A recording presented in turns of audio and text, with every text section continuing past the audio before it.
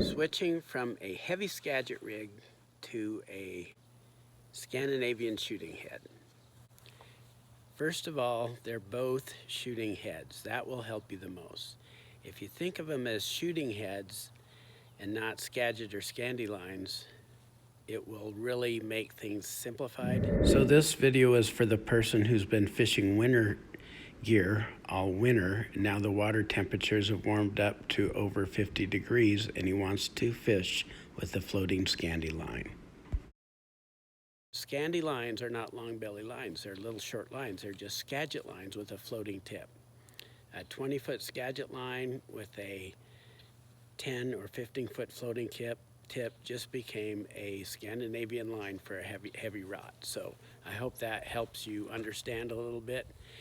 And you can use your waterborne casts. A few things that you can change to make it easier, the transition easier, is number one, when you set your anchor, say you do a snap tee, you set your anchor out in front of you, not behind you. You set your line out in front of you with your anchor up here within a rod's length approximately. Then you set it, let that anchor soak for a second so it'll dig in a little bit when you cast.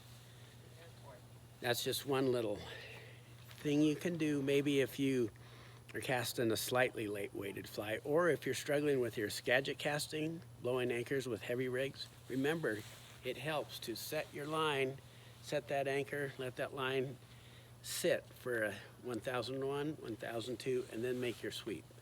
So, soak your anchor. 1001, 1002. Number two, sweep slow. You have to sweep slow and stop at 4 o'clock. You sweep slow and you cast your line out, your D-loop to 4 o'clock. You form your D-loop to 4 o'clock, and then by the time you circle around the cast, your D-loop will be lined up to the target. The other thing is, try a little sidearm action. If you're blowing anchors, you can cast like this and put your D-loop out there away from you if you're hitting yourself. And that will keep your D-loop away from you, and it'll keep your line lower to the water, so when you peel your line off, it's not so likely to blow an anchor. And then when you cast it, you can cast a little more sidearm than over the top. It works just as well, okay? So sweep slow. Set your anchor in front, let it soak, sweep slow to 4 o'clock, circle up gently, and cast a little bit sidearm. Proper anchor placement, soak the anchor, sweep slow, forward cast. Rod is canted out to the side. D-loop stays off to the side of me where there's no danger of getting hit with the fly. With this cast, I have a little too much stick on the line, but it still flies good because of the weight of the heavy shooting head. Absolutely zero chance of blowing the anchor, and the Commando Smooth shoots nice.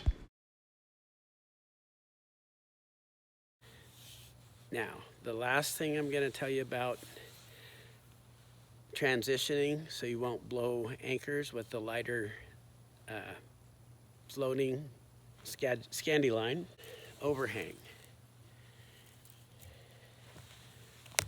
I have a Commando Smooth that has a red running line, and the blue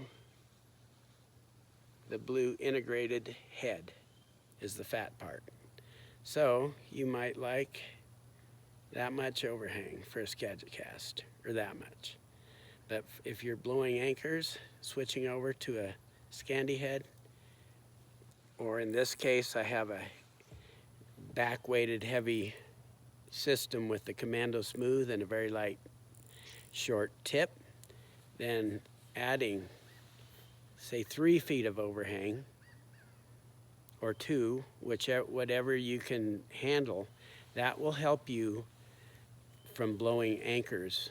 So between those 4 or 5 things I mentioned, that will help you transition. The main thing to do is just do a really mellow sweep. Forget about acceleration. That's a big misconception. Scandi is short shooting head. You don't need this dynamic super duper V-loop. You need a light anchor and a decent D-loop. But if you peel too hard, you'll blow the anchor and lose your cast. So with these light floating systems with a little fly, just a real mellow sweep and get in proper position for a strong pull with the bottom hand, proper forward cast. It's that hitting that sweet spot that's gonna make your casts fly, not the super duper highly accelerated sweep. That's for long lines, okay? So anyway, hope that helps.